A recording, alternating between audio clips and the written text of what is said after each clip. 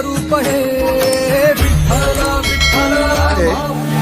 प्रत्येकाला पडलेला प्रश्न आहे, हे चाललंय कशा करता नेमकं? सप्ताह, व्रत, वाऱ्या, भजन, ही उपासना ही चालली कशा करता?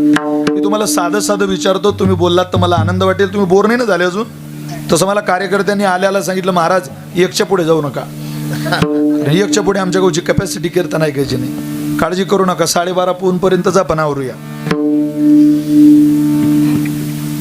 आपला जो जन्म झाला आणि हे जे सगळं चाललंय, आता तुम्ही कीर्तनाला आले कामं सोडून. तुम्ही एकादशीचं व्रत करता, सोमवार करता, वाऱ्या करता, भजन करता, देवपूजा करता, संध्या करता, धूप दीप नैवेद्य आरती ओवाळता, हे सगळं करतो आपण. कशा करता करतो? हे देवाची भेट व्हावी म्हणून तुम्ही हे सगळं करता की झालेली भेट आहे फक्त देव तुम्हाला कळावं म्हणून हे सगळं करता? मला विचारायचंय तुम्हाला साधं साधं. देव मिळावा याकरता हे सगळं चाललेलं आहे की मिळालेला कळावा याकरता चाललेलं आहे? अजून सोपं विचारू, तुम्हाला देवाचा परिचय महत्वाचा वाटतो की देवाची भेट महत्वाची वाटते? भेट महत्वाची वाटते. म्हणजे तुम्हाला असं वाटतं भेट झाली पाहिजे सगळ्यांना. गेल्या आठवड्यात मुख्यमंत्र्यांची माझी भेट झाली आणि भेट झाल्या झाल्या ते पहिला शब्द माझ्याशी बोलले त्या व्यासपीठावर, तुम्ही सगळ्यात लवकर खाली उतरा.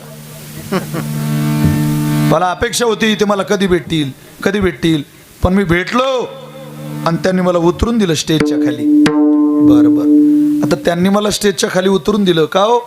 भेट झाली होती माझी भेट झाली खरं हो, पण हे विशाल महाराज खोले, हे कीर्तनकार आहे, वारकरी संप्रदायाचे एक प्रचारक आहे, एक उपासक आहे वारकरी संप्रदायाचे.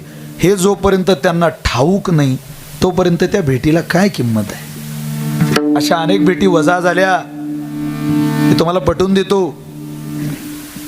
भेटीपेक्षा जास्त भगवान परमात्म्याचा परिचयच महत्वाचा आहे. काय गरज आहे त्याच्या भेटीची? मी तर या मताचं आहे, देवाची भेट कधी होऊच नाही, फक्त त्याचा परिचय व्हावा. भारतीय महायुद्धातलं प्रसिद्ध उदाहरण आहे, तुम्हाला ज्ञातही आहे, माहिती आहे, मी फक्त स्मरण करून देतो. ज्या वेळेला भारतीय महायुद्ध ठरलं त्यावेळेला भगवान श्रीकृष्णाकडे दोन लोक मदत मागायला गेले. त्यातला पहिला दुर्योधन आणि दुसरा अर्जुन. दुर्योधन आला आणि देवाच्या डोक्याजवळ बसला. आता कुठं बसावं याचं डोकं पाहिजे माणसाला. त्याचं डोकं डोक्याजवळ बसण्यात होतं. तो डोक्याजवळ बसला. अर्जुन महाराज आले. कुठं बसले हो? पायाजवळ. जसे भगवान परमात्म्याला जाग आली तसं पहिल्यांदा अर्जुनाचा चेहरा दिसला. देवानं विचारलं, अर्जुना केव्हा आला रे बाबा? मागून आवाज आला, मी आलो हो अगोदर. बरोबर. दुर्जनम प्रथमं वंदे सज्जनम तदनंतरम. बोला दुर्योधन महाराज, कस काय येणं केलं तुम्ही? आमचं युद्ध ठरलंय आणि तुमच्याकडे मदत मागायला आलो. काय पाहिजे तुम्हाला? प्रतिप्रश्न केला अहंकारात दुर्योधनानं. काय आहे तुमच्याकडे? किती विचित्र प्रश्न आहे पहा. वृक्षाचे पान आले ज्याची सत्ता, राहिली अहंता मग कोठे. म्या बोलविल्या वेदू बोले, म्या चालविल्या सूर्य चाले, म्या हलविल्या प्राणू हाले, जो जगाती चाडिता. वृक्षाचे पान हाले ज्याची सत्ता, राहिली अहंता. किती सत्ता ही. पर्वती बैसकान संडावी, समुद्रे रेखान ओलांडावी. देवाची सत्ता आहे. जेने हे विश्व निर्मिले, महर्षी देवा संस्थापिले, 21 स्वर्गात धरिले, सत्ता मात्रे आपुलिया. देवाच्या सत्तेचं काय वर्णन करावं? बाळा दुधा कोण करीते उत्पत्ती. अरे बालकाचा जन्म व्हायच्या अगोदर त्याच्या दुधाची व्यवस्था करण्याची सत्ता ज्याच्या हातात आहे. जर स्त्रीला दूध येतं, आपल्या माईलाच दूध येतं, आणि ती जर अन्नच खात असेल तर मला असं वाटतं बापाचंही काहीतरी मुलाकडे आहेच ना हो. बापालाच का मुलगा तृप्त होत नाही, माईकडेच का जावं लागतं? कारण ते वरदान देवानं फक्त स्त्रीला दिलं. त्या अमृताची धार माझ्या आईच्या कासेतून बालकाच्या श्रीमुखात सोडण्याचं कर्तव्य ती सत्ता ईश्वराच्या हातात आहे. देवानं काही सूत्र कोणाकडे दिले नाही. आणि त्या सत्ताधीश परमात्म्याला दुर्योधन विचारतो, काय तुमच्याकडे? त्याला जे पाहिजे तेच सांगितलं देवानं. एका बाजूला 56 कोटी यादवांचं सैन्य आणि एका बाजूला मी आहे. 56 कोटी यादवांचं सैन्य निकराचं युद्ध करेल. मी कुठलं युद्ध करणार नाही, हातात शस्त्र धरणार नाही. वाटल्यास युक्तीच्या 4 गोष्टी सांगितल्या, सगळ्यांना माहिती. दुर्योधन म्हटलं याला काय कळते युक्ती? यानं आतापर्यंत काही विचारल्या, चोऱ्या केल्या, याला काय कळणार आहे युक्ती? त्यानं सैन्य मागून घेतलं. उरलेला भगवान अर्जुनाने घेतला. महायुद्ध झालं. विजय कोणाचा झाला? बोला बोला, तुम्ही बोर झाले का? मी घरी जाऊ का? विजय कोणाचा झाला? अर्जुनाचा. पराजय कोणाचा झाला? सत्यानाश कोणाचा झाला? वाटोळ कोणाचं झालं? दुर्योधनाचं नाही. देवाची भेट होऊनही देवाला न ओळखणाऱ्याच. किमान 200 वेळा तर भेटला असेल ना हो युद्धाच्या रणभूमीवर दुर्योधन देवाला. पण 200 वेळा ज्यानं भगवान श्रीकृष्णाच्या पुढे आपला रथ नेला. जगाचा मालक भेटतोय, पण हा जगाचा सत्ताधीश मालक आहे, आपलं भलं करू शकतो. पांडवांना थोडीशी भूमी दान केली तर आपले हे भावही टिकू शकतात. धृतराष्ट्राचं मरता मरता त्याला सुखा समाधानाचे दिवस येऊ शकतात, हे कळालं नाही त्याला. भेट होऊन सुद्धा देव कळत नाही. आपण जो परमार्थ करतोय ना, हा कृपा करून देव मिळवण्याकरता करू नका, मिळालेला देव कळून घेण्याकरता करा. मम एवांशो जीव लोके जीवभूत सनातना. आपण कोण आहे? सर्वांच्या हृदय देशी किंवा सर्वा घटी राम, सर्वाभूती पाहे एक वासुदेव. कितीतरी प्रमाण माझ्याकडे उपलब्ध आहे. अणु अणु मध्ये, रेणू रेणू मध्ये, कणा कणात व्यापलेला परमात्मा तुम्हाला मला मिळावा. देऊळगावकर हे त्याच्याकरता उत्सव आहे. लाखो रुपयाचा होत असलेला खर्च भगवान परमात्मा मिळावा याकरता आहे. तो मिळावा आम्हाला, पण कसा? कळण्याच्या रूपात मिळावा. त्याचं ज्ञान व्हावं आम्हाला. तो कुठं मिळेल? लाभ मिळवण्याकरता बरीच माणसं बऱ्याच जागेवर प्रयत्न करतात. त्यातले काही ठिकाणं तुम्हाला सांगतो, ऐका. जीवानं केलेले प्रयत्न आहे. जीव जीवाकडे काही मिळवण्याचा प्रयत्न करतो. मला द्या, मला द्या, मला द्या. जीवानं कोणाला काय दिलं? कधी देऊ शकत नाही. वेड्याच्या बाजारात ज्ञान मिळतं का? एक हाफ मॅट, एक फुल मॅट, दोघीची बाजारात भेट झाली. तो हाफ मॅट म्हणतो त्या फुल मॅटला, मला तुला काहीतरी विचारायचंय म्हणे. विचार ना. माझ्या आता ती पिशवी आहे, या पिशवीत काय आहे हे कधी सांगशील तर या पिशवीतले सगळेचे सगळे आंबे तुले देऊन टाकीन. सांग काय? तरी तो डोकं खाजवत होता. काय असेल बुवा, काय असेल? तो म्हणे जाऊ दे, सोपं विचारतो, या पिशवीत किती आंबे हे कधी सांगशील तर 12चे 12 देऊन टाकीन.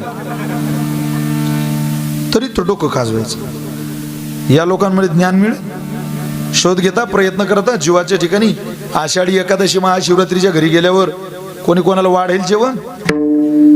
चला जीव म्हटलं, जीव आम्हाला काही देऊ शकत नाही. जीव कोणाला सुख देतोय महाराज? कोण आनंद देतो? जीवाची धाव आवडीच्या दिशेने. 2 विषय सांगतो तुम्हाला, ऐका. जीवनात काही गरजेचं आहे आणि काही आवडीचं आहे. जे आवडीचं आहे ते सगळ्यांना आवडतं आणि जे गरजेचं आहे ते मात्र आपल्याला आवडत नाही. भूक लागल्यावर जेवणे ही गरज आहे की आवड आहे? गरज आहे. पण जेवण झाल्यावर तंबाखू चोळणे आवड आहे. कपडे मळाल्यावर धुणं ही गरज आहे. धुतलेल्या कपड्यात नीळ घालणं, आला घालणं, उजाला घालणं ही मात्र आवड आहे. आपला प्रवास गरजेपेक्षा जास्त आवडीच्याच दिशेनं चाललाय. त्यामुळे इथं समाधान तुम्ही मी हरून बसलो. आनंद कुठे? समाधान कोणाला मिळतंय? कोणाजवळ समाधान? या जीव जीवाजवळ. कोणाला एखादा सच्चा मित्र मिळतोय? सखी जीवा भावाची, एका बहिणीप्रमाणे माया देणारी मैत्रीण मिळते? पूर्वीचा काळ होता, इथं जनमानसं दिल्या घेतल्याची झालेली आहे. म्हणतात ना, जन हे सुखाचे दिल्या घेतल्याची, अंत हे काळीचे कोणी नाही. जोपर्यंत भाऊ भाऊबीजेला घ्यायला येतो तोपर्यंत बहीण भावाचं वर्णन करते.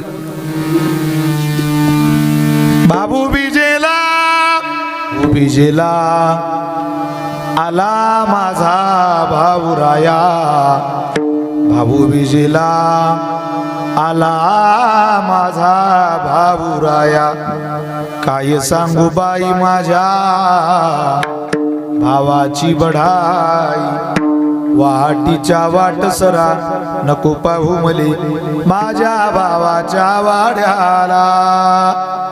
सोन्याचे तोळे वर्णन करते बहीण भावाचं. जब चाले मोठा धंदा तव बहीण म्हणे दादा दादा. तू काया नगर का सौदागर. तुझे अपने वतन पे जाना है. तू काया नगर का सौदागर. अरे माता कहे बेटा मेरा है, पिता कहे बेटा मेरा है. ना पिताजी का ना माताजी का ये तो जन्म देने का नाता है. बहन कहे भैया मेरा है, भैया कहे बहन मेरी है. ना भैया जी का ना बहन का ये तो राखी बांधने का नाता है. पति कहे पत्नी मेरी है, पत्नी कहे पति मेरा है. ना पत्नी का ना पति का ये तो शादी का एक नाता है. मामा कहे भांजा मेरा है, ओ मामी कहे भांजा मेरा है. ना मामा जी का ना मामी जी का ये तो बेटी देने का नाता है. कबीर कहे कबीर कहे कबीर कबीर कबीर कहे कमाल मेरा है. कमाल कहे कबीर मेरा है. ना कमाल का ओ ना कबीर का ये तो हरि गुण गाने का नाता है. तू काया नगर का सौदागर.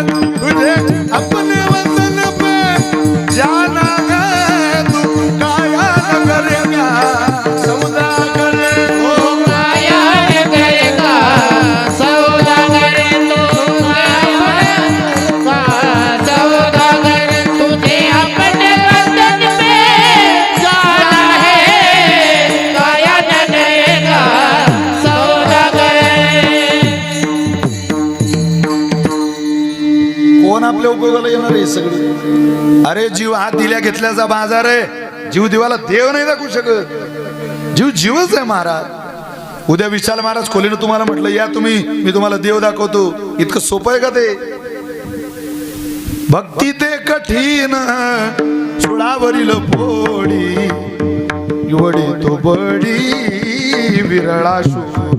सामान्य सगळ्यांना कसं कळेल. सगळ्यांच्यात जर कळवणुकी तितकं सोपं असतं सुलभ असतं तर नित्य योग याग जप तप अष्टांग योगादी साधन करणारी माणसं आपल्याला जगामध्ये मिळालीच नसते.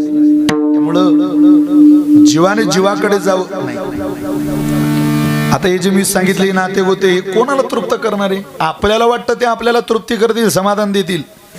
विदर्भातली घटना आहे. गरिबी श्रीमंती हा प्रारब्धाचा विषय लोक विसरले. गरिबी कशाला म्हणता, श्रीमंती कशाला म्हणता? ते काही दासी आहे का कोणाची? आपल्या दारात पडून राहील श्रीमंती. आजचा गरीब उद्या श्रीमंत होऊ शकतो, आजचा श्रीमंत उद्या फकीर बनू शकतो. ती कोणाची दासी नाही. लक्ष्मी आपल्या घरी आज नांदते म्हणून कोण्या गरीबाची चेष्टा आपल्या हातून घडू नये महाराज. अरे गरीबाची चेष्टा केल्यावर देव सुद्धा आपल्याला गरीब बनवू शकतो. गरिबी श्रीमंती हा प्रारब्धाचा विषय. आपल्या नजरेला फकीराची माणसं श्रीमंत झाली आणि श्रीमंताची फकीर झाली, रस्त्यावर आली, रोडवर आली. ही बाप दादीची जहागीरदारी नाही, गुलामगिरी नाही.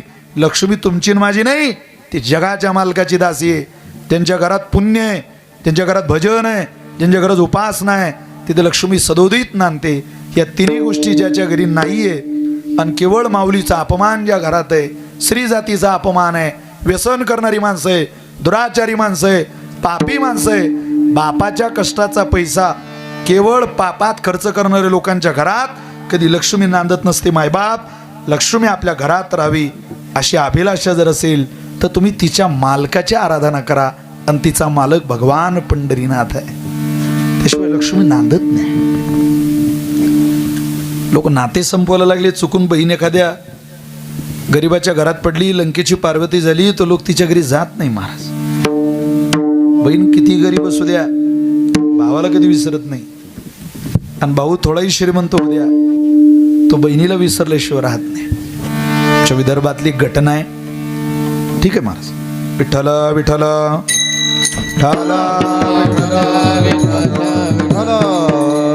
विदर्भातली घटना आहे. बहीण चुकून लंकेची पार्वती झाली, गरीबाच्या घरात पडली, फुटका मणी राहिला नाही तिच्या अंगावर. लग्न झालं त्यावेळेला वाटत होतं बरं होईल, पण सगळं बिघडलेलं. भाऊ मात्र श्रीमंत होत चालला. काही दिवसांनी बहिणीला 2 मुलं झाली. मुलं होईपर्यंत पहिला मुलगा झाला त्यावेळेला पहिलं बाळांत पण बहिणीने भावाकडे केलं. पण दुसरा मुलगा झाला तेव्हा भावाने बहिणीला फोन सुद्धा केला नाही किंवा घ्यायला सुद्धा गेला नाही. आपोआप हळूहळू हळूहळू दोघांमध्ये दुरावा वाढला. तो दुरावा केवळ भावाने वाढवलेला होता. श्रीमंतीपोटी त्याला लाज वाटत होती स्वतःच्या सख्या बहिणीची. गरिबी पुढं ही लंकेची पार्वती आहे. माझे नात्या गोत्याचे मित्रमंडळी सगळे श्रीमंत आहे. भाऊबीजेला सुद्धा जात नव्हता. अनेक भावंड आपल्या बहिणीच्या दाराला बहिणीला घ्यायला यायची, राखी बांधायला यायची, भाऊबीजेला साडी चोळी द्यायची. पण हिला मात्र ते काही सुख मिळत नव्हतं. 2 मुलं झाली, मुलं छोटी छोटी झाली, आता मोठे व्हायला लागलेली पोरं. बहिणीला त्रास होत होता. हे ना दुभंगलेलं नातं कधी सुधरेल की नाही, कधी होईल की नाही यात दुरुस्ती, कधीतरी भावाला माझी आठवण येईल का. इकडे भावाला भाऊ मोठा होता, बहिणीचं लग्न झालं तेव्हाच भावाला मुलगी झालेली होती. आता ती बहीण मोठी, ती भावाची मुलगी मोठी झाली, लग्नावर आली, लग्नाच्या गोष्टी चालू झाल्या, गप्पा सुरू झाल्या, सोयरिका यायला लागल्या. मोठी मोठी श्रीमंता घरची पाहुणी त्या पोरीला मागणी घालायला यायला लागली. आणि त्या मुलीला जसं मागणं घालतात, बहिणीच्या कानावर बातमी गेली, भावाच्या मुलीचं लग्न करतोय भाऊ, पण तरी माझ्या नवऱ्याला बोलावलं नाही, कुठली सोयरीक नाही. आम्ही गरीब आहो म्हणून आमच्या भावाला आमची लाज वाटते, शरम वाटते. आपले मायबाप आहे तोपर्यंत माहेरातला आनंद, आणि आई वडील गेल्यानंतर माहेरातला आनंद थोडं तपासून बघा माझ्या माता माऊल्यांनो. जोपर्यंत माहेरात मायबाप आहे तोपर्यंत प्रेमाचा सागर आहे. माहेरातली माय गेली, माहेरातला बाप गेला, प्रेमाचा सागर आटून जातो. कॉलेजला जाणाऱ्या, शाळेत शिकणाऱ्या, स्वच्छंदी विहार जगामध्ये कम्प्युटर टेक्नॉलॉजीच्या करणाऱ्या, इतक्या आनंदामध्ये आपण हे सगळं तरुणपणाचं आयुष्य काढतो. ही जीवनात मिळाली स्वतंत्रता सासर कधी देत नाही, ते माहेर देत असतं. कारण माहेर कायम आपल्या सुखाकरता जगतं आणि सासर आपल्या पारतंत्र्याच्या भूमिकेत आपल्याला जगवत असतं. आपली माणसं आपल्याला मोकळीक देतात जगायला आणि आनंद सुद्धा देतात. परकी माणसांना आनंद देतात ना समाधान देतात. गरिबी आणि श्रीमंती हा प्रारब्धाचा विषय ही काही लोक मानायला तयारच नाही. काही लोकांनी पैसा आपली दासी समजून घेतलंय. अरे जहागीरदारा, 7 कोटी घरं होती रावणाची, सोन्याची घरं बांधली होती त्याने. देवाने द्वारका सोन्याची बांधली होती. म्हणजे भगवान श्रीकृष्णाची द्वारका सोन्याची होती आणि रावणाची लंका सोन्याची होती. एकाची जळाली आणि दुसऱ्याची बुडाली. सोनं ना रावणाच्या उपयोगाला आलं, सोनं ना देवाच्या उपयोगाला आलं.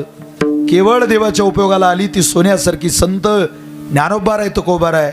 आणि रावणाच्या उपयोगाला आली सोन्यासारख्या विचाराची बिभीषणासारखी भावंड कोणी उपयोगाला येत नाही. महाराज, प्रॉपर्टीच उपयोगाला येते का? सत्ताच उपयोगाला येते का? अभिमान, अहंकार, पद, प्रतिष्ठा, वैभव, जात, धर्म, पंथ, गुरमी हे सगळे शब्द एकदा तपासून बघा आणि त्यांना विचारा, आमचा अंतकाळ तुम्ही सुखाचा कराल का? ती फुली मारत जातील, काही सुद्धा उपयोगाला येत नाही. चांगली चांगली नाते बिघडवली माणसाने. इकडे बहिणीचं भावाच्या मुलीचं लग्न ठरलं, बहिणीला फोन नाही, पत्रिका नाही. जिथं बहीण दिली होती ना गावातल्या श्रीमंताकडे पत्रिका आल्या, पण बहिणीकडे नाही. पत्रिका आली, तिला इतका आनंद झाला महाराज. लहानपणात पाहिलेलं भावाच्या पोरीला लग्न ठरलं, किती मोठी झाली असेल ती. आण आण आण आण पळतच गेली आणि आणली पत्रिका. ती पत्रिका हातात घेतली आणि त्यावर भावाच्या पोरीचा फोटो पाहिला. पत्रिकेवरच अश्रूच्या धारा पडायला लागल्या. माझ्या भावाच्या मुलीचं लग्न आहे, मी जाणार. खोडलेलं पुढचं नाव पाहिलं, मागे मालकाचं नाव पाहिलं. तिनं विचारलं, हे नाव तू टाकलं ना? हो म्हणे, मीच टाकलं. भावाकडून नाही आली तुला पत्रिका? आमच्या गरिबीची लाज इतकी वाटते की त्याला आम्हाला पत्रिकाही पाठवावी वाटत नाही, पण तरी मी जाणार. माझ्या भावाच्या मुलीचं लग्न आहे, गेलं पाहिजे. फाटक्या तुटक्या कपड्यासहित. महाराष्ट्रातलं घडलेलं उदाहरण आहे, सत्य ऐका जरा. फाटक्या तुटक्या कपड्यासहितच पोरांना घेऊन निघाली. जिच्या घरी पत्रिका आली होती तिच्याचकडून पैसे घेतले. जगात आजही अशी गरिबी आहे, आजही अशी दुबंगलेली नाते, आजही पैशाकरता जगणारी सत्ताधीश भाऊ बरेच या जगात वास्तव्याला आहे. ज्यांना बहिणीची दया नाही, बहिणीचं प्रेम कधी अभ्यासाला येत नाही, कळत नाही, बहिणीकडे जावंही वाटत नाही. ज्याला बहीण तपासायची असेल त्यांना आपल्याला मुलगा झाल्यावर तपासा. आपल्याला मुलगा झाल्यावर येणारी सगळी पाहुणे आपल्या मुलाला पाहायला येतात, पण ज्यावेळेला आपली बहीण आपल्या घरी येते त्यावेळेला आपली बहीण आपल्या पोराला एकदा पाहते. त्याचे 2 मुके घेतल्यानंतर बाळंतीन बाईचे सगळे कपडे नदीला घेऊन धुवायला जाणारी, त्या घरात नांदणारी नाही, त्या घरातून नांदायला गेलेली बहीणच ती लक्षात ठेवा. बहिणीची मायाच काही वेगळी आहे आणि त्या बहिणीचं प्रेमच काही वेगळं आहे. ती बहीण अभ्यासण्याकरता आपल्याला अनेक प्रयत्न करावे लागतील, अनेक गोष्टी अभ्यासाव्या लागतील, निहाळाव्या लागतील. ऐका, एका बहिणीची दशा काय आहे मी सांगतोय. जीवाने जीवाकडे तृप्ती होते का? मिळते का समाधान? मिळतोय का आनंद? मालक म्हटलं, अगं जाऊ नको, तुझा अपमान होईल, तो अपमान करेल तुझा. त्याला गुरमी अहंकार आहे त्याच्याकडच्या श्रीमंतीचा, तो तुला मोजणार नाही. मी जाणार, माझा भाऊ येतो. विसरला असेल तो आता सगळं, शांत झाला असेल. पोरांना घेऊन गेली, रस्त्यानंच सांगत होती, आपण आपल्या मामाकडे जातोय. हा, आपल्याला आता बुंदी मिळणार, लाडूची मिळणार, गुलाबजाम मिळणार, सगळं मिळणार. पोरांनी मामाचं नाव कधी बालपणापासून ऐकलं नाही आणि आता मात्र मामाकडे जाण्याचा हट्ट इतके दिवस, इतके वर्ष आपण आपल्या आईला करतोय, मात्र आईने तो हट्ट काही पुरवला नाही आणि आज मात्र ते आपल्याला मामाकडे घेऊन जाते. त्याचा विशेष आनंद त्या पोरांना गाडीत बसल्या बसल्या झाला. तिथं गेले, भला मोठा मंडप टाकलेला आहे. बहिणीला पाहिलं, भावानं कपाळावर आठ्या आणल्या. तू इथं का आलीस? मी तुला बोलावलं होतं का? अगं इथं माझी नात्या गोत्याची मित्रमंडळी सगळे श्रीमंत आहे, तू पहिली लंकेची पार्वती आहे. तुझ्या गळ्यात फुटका मनी नाही, मोठ्या मोठ्या गाड्या दाराला लागलाय. सुखात माझी पोरगी पडली, सुखात पडलेली पोरगी तुला सहन होईना. आली तुमच्या गरिबीचा बाजार, गरिबीचं हे दुःख आमच्या लग्नाच्या भरमंडपात मांडायला. निघा कृपा करून. त्याला म्हटलं, निघाली तर गावभर सांगत जाईल. हे सगळं भाऊ एका बहिणीशी बोलतोय ना देऊळगावकर, तेव्हा त्याची बायको वरतून पाहते आणि तिनं पाहिलं, लक्ष्मीच्या पावलानं आलेली माझी ननद. गरीब आहे याची चेष्टा, गरीब आहे याची लाज आपल्या नवऱ्याला वाटते. ती गेली, नवऱ्याचे पाय धरले. मालक, पत्रिका देऊन सुद्धा माणसं लग्नाला येत नाही. वो तुमची बहीण बोलावता आली. ताई या, यांचं काही चुकलं असेल तर मी माफी मागतो. स्त्रीचं दुःख स्त्रीला कळतं. भावाने ऐकलं, स्त्रीचं दुःख स्त्रीने समजून हात धरला तिचा. आणि गाईचा गोठा होता महाराज. ढकलून दिला त्या दरवाज्यातून आत. दरवाजा बंद केला बाहेरून. स्वतःची भाची, इकडे लग्न लागलं, फटाके फुटतात, आवाज येतो, पंक्ता बसल्या. आणि पंक्ता बसल्यानंतर ज्या वेळेला ते पदार्थ जेवायला लागली माणसं, छोटी छोटी पोरं आईला म्हणत होती, आई तू तर म्हणाली होती ग मामाकडे बुंदी मिळणार, लाडू मिळणार, गुलाबजाम मिळणार. आई तिथं काहीच नाही ग. काय इथे? आई दे ना आम्हाला काहीतरी, आम्हाला पाहिजे ना, आम्हाला भूक लागली. आई तुला जोरजोरात बोलत होता, तुला रागवत होता, तो माणूस कोण होता ग? काय सांगणार? तुमचा मामा होता. नाही सांगितलं महाराज. माहेरचा झाक झाकण्यात तिचं आयुष्य निघून जात. नाही सांगितलं. सारं वराड निघून गेलं. आणि आता मात्र तो भाऊ दरवाजा उघडायला आला आणि मग बहिणीला म्हणतो, चला जेवण करा, भाड्याला पैसे देतो, मग निघा, एखादी साडी द्या. अरे दिवसभर जे ना आपले पोरं उपवाशी ठेवले भल्या माणसा, ती काय साडी चोडी घेईल गड्या तुझ्या घरची. आता पहिलीच गाडी पकडली, निघून गेली. शपथ घेतली मी कधी भावाकडे जाणार नाही. पण काळ सारखा राहत नाही देऊळगावकर. मी ज्या बाईची कथा तुम्हाला सांगतोय, परिस्थिती अशी आज, तिचे दोन्ही मुलं क्लास 1 अधिकारी झाले. दोन्ही मुलं. आता तो भाऊ बहिणीची विनंती करतो, बाई या बापा गरीबाच्या घरी 2 घास जेवण करा. इतकं सगळं विसरून सुद्धा बहीण त्याच्या घरी जायला तयार झाली. मागे गाडी, पुढं गाडी, मधल्या गाडीत माय. क्लास 1 अधिकारी दोन्ही पोरं मामाकडे गेली. आणि ते लहानपणी काढून दिलेलं, गाईच्या गोठ्यात ढकललेलं ते मामाचं घर, तो रागीट मामा, पैशाचा अहंकार चढलेला मामा, केवळ पैशा करता नात्याला फुली मारणारा, पाठच्या बहिणीला सुद्धा गोठ्यात डांबून ठेवणारा मामा भाऊ त्या पोरांनी पाहिलेला होता. नजरेत कैद केलेला होता. पोरांनी पाहिलं. जेवायला बसले, बसायला पाठ, लोळायला तक्या, पुढे त्याच्यात सुंदर चांदीचं ताट. भावाची श्रीमंती होतीच. भावाच्या श्रीमंती पुढे बहीण 1000 पटीनं श्रीमंत झालेली होती. दादा एक पाट आण रे. कशाला ग ताई? आण तू.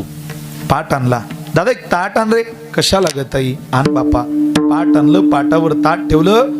त्या ताटामध्ये बहिणीनं गळ्यातली कडसरी, गौपोत, मणीबंद, कटीबंद, नाकातलं, कानातलं, गळ्यातलं, हातातलं सगळं सोनं काढलं, त्या ताटात ठेवलं. तिथं गुलाबजाम ठेवला, तिथं जिलेबी ठेवली, तिथं लाडू ठेवला. बाई, अगं बाई, अगे माझी ताई, तू काय करतय? आधी तू जेव, आम्ही तुला जेवायला बोलावलं. दादा याला जीव घालतो. अगं ते सोनं आहे, ते कुठं जेवणार का? तुला आठवतं रे दादा, मी बाईच्या लग्नाकरता आले होते तेव्हा हे माझ्या गळ्यात नव्हतं रे. आज मला तू जेवायला बोलावलं नसतं, हे माझ्या गळ्यात आलंय. माझ्या पोरांच्या कष्टानं, मेहनतीनं आमच्या घरात भगवान श्री पंढरीनाथाच्या कृपेनं हे सोनं नाणं यायला लागलं, म्हणून भावाने जेवायला बोलावलं. मला कळालं रे दादा त्या दिवशी, इथं जवळच आले मोठा धंदा. जोपर्यंत बरं चाललंय तोपर्यंत बहीण भावाला आणि भाऊ बहिणीला दादा दादा म्हणतो. या जगामध्ये किती गरिबी येऊ द्या आणि किती श्रीमंती येऊ द्या, कायम आपली कधीच साथ सोडत नाही असा एकच मालक आहे. त्याला सत्ताधीश अकारण कारण करुणावरून आले. जगदाधार रुक्मिणी प्राणसंजीवन असलेला भगवान श्री पंढरीनाथ म्हणतात, त्याच्या सत्तेत आम्हाला जगायचंय, तुझ्या सत्तेत नाही. ते काही दासी हो आपली.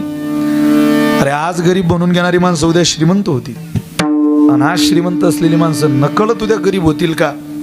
विशाल महाराज खोलीत सांगू शकत नाही.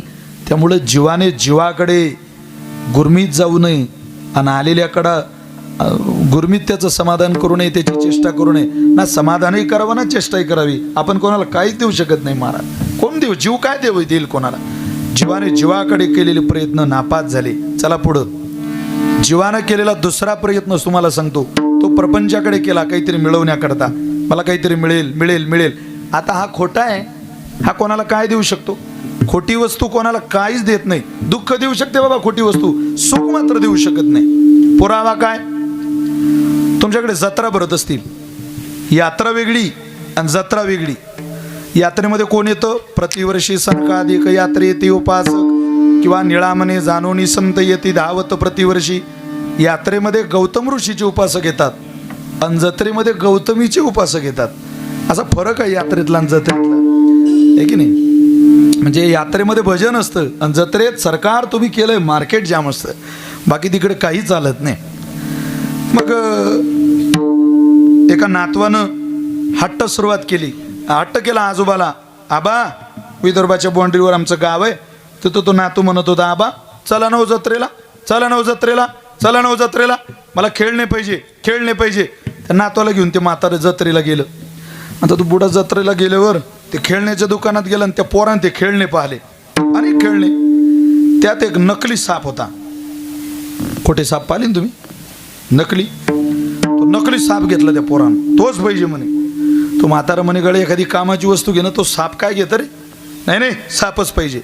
तो साप घेतला ना आबाच्या अगोदर घरी आला. काहून? तो म्हणे आजीची गंमत करतो. म्हातारी झोपलेली, 75-80 वर्षाची म्हातारी, आणि यानं तो साप आणला आणि म्हातारीच्या पोटावर ठेवला. बुडीच्या पोटावर ठेवलेला साप, झोपलेली काड म्हातारी, लखलख लखलख थरथरत हालणारी. दुपारची वेळ झाली, चहा घेऊन गेली तिची सुनबाई. चहा घेऊन गेली, नुसतं तुझं साप आला, साप आता बरोबर, साप साप साप आत दिली. अख्खी गल्ली गोळा झाली महाराज. काही लोकांना साप म्हटलं म्हणजे वावड आहे सापाचं. काठी घे, तलवार घे, भाला घे, जे हातात येईल ते मारायला आणलं लोकांनी. चला साप मारायचा. सगळे साप मारणारे हजर झाले. प्रत्येक गावात 2-4-5 माणसं असे आहेत की जे साप मारणारे म्हणून त्या गावातले प्रसिद्ध आहे. ती सुनबाई म्हणते, भाऊजी तुम्ही चांगले चांगले साप मारले, मारा ना तेवढा साप. ते माणसं म्हणत, बाई साप तर एका रट्ट्यात मरीन, मग पण बुडी वाचत नाही, म्हातारी वाचत नाही का? अरे म्हणे साप म्हातारीच्या पोटावर आहे. काय पोटावर रट्टा मारायचा का आता वरून? बुडी मरेल ना ती, म्हातारी जाईल ना कचकन. म्हातारी वाचली पाहिजे, सापही मेला पाहिजे. मग तुम्ही एखादा बिनवाल्याला बोलवा. त्यांनी बिनवाला बोलावला. हिना नगीना, दूध का कर्ज, सगळे गाणे वाजून वाजून हैराण झाला तो. त्याचे गाणे संपले, साप कशाला उतरे ना? तो म्हणे हा साप खूप ओरिजिनल आहे. तुम्ही एखादा मांत्रिक बोलवा. मांत्रिक बोलावला, उतरा साप. त्यानं ओम हिम क्लीम छा छू सगळे मंत्र म्हटले, पोथ्या संपल्या त्याच्या, तरी साप काही उतरायचं नाव घेईना. साप उतरतच नाही. तो म्हणे हा साप खूप ओरिजिनल आहे, जनावर खूप भारी आहे. मग तुम्हाला यज्ञ करावं लागेल. तेवढ्यात म्हातारा आलं काठी टेकत टेकत. त्यानं ती दारातली गर्दी पाहिली. कसली गर्दी आहे आपल्या दारात? ते म्हातारा विचारत, अरे बापरे गर्दी कसली? अहो म्हणे मोठा साप आहे तुमच्या घरात. साप म्हणता बरोबर म्हातारा म्हणे हा सगळा नातवाचा खेळ आहे गड्या, कुठला साप नाही. म्हातारा आत गेलं, सारखा म्हणे मी मारतो साप. ते म्हटले, बाबा चांगले चांगले साप मारणारे त्या सापाच्या 5 फुटात जात नाही, तुम्ही काय साप मारता? अरे सरका, मी मेलो तरी म्हातारी मरू देत नाही. म्हातारा गेला आणि तो साप उचलला आणि उभ्या असलेल्या समाजाला सांगतो, अरे हा खोटा आहे. आता ऐकलात ना तुम्ही? हसलं ना तुम्ही? ऐका, तो साप म्हणजे प्रपंच आहे. इतक्या गोळा झालेल्या समाजाला खोटी वस्तू आहे, डुप्लिकेट आहे, काही किंमत नाही तिला जगात. सापाला काय किंमत आहे हो बाजारात? 20 रुपयाचा साप आहे. पण 20 रुपयाचा साप पट्टीतले तयारीचे साप मारणारे उभे, पण जवळ येऊ देत नाही. आणि ज्यांच्या मालकीचं घर आहे ते सुद्धा सापाजवळ पाय टाकत नाही. याचा अर्थ असा आहे, तो साप खोटा असून सुद्धा जगाला दुःख देण्याची त्याची ताकद आहे, हे मान्य केलं पाहिजे. तसा प्रपंच हा खोटा आहे, पण त्रास देण्याची दुःख देण्याची ताकद त्याच्यामध्ये आहे. जसं दोघं नवरा बायको झोपलेले, मुंबईचं घर आहे, आणि मालक घरी येऊन बायकोला म्हणतो, अगं कर आराम, आता मलाही आराम करायचा आहे. बायको म्हणते, काय आराम करायचा हो, काय आपला प्रपंच आहे हा फाटका? इकडून गॅस, इकडून कपाट, इकडून किचन, इकडून टॉयलेट बाथरूम, संपला प्रपंच. उद्या आपल्याला मुलगा झाला, त्याला झोपायला आपल्या घरात जागा तरी आहे का? मालक म्हटला, अगं माझं डोकं दुखते, ऐक. नवरा थोडा तिकडं सरकला, मध्ये जागा केली बघ म्हणे, मध्ये पोरग, तिकडून तू, इकडून मी आपला प्रपंच पूर्ण होऊ शकतो. ती बाई विठ्ठला विठ्ठला आवाज कमी झाला.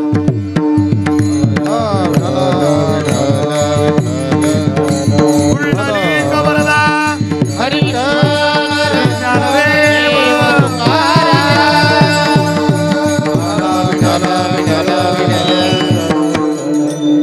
आधी ठीक होतं मस्त.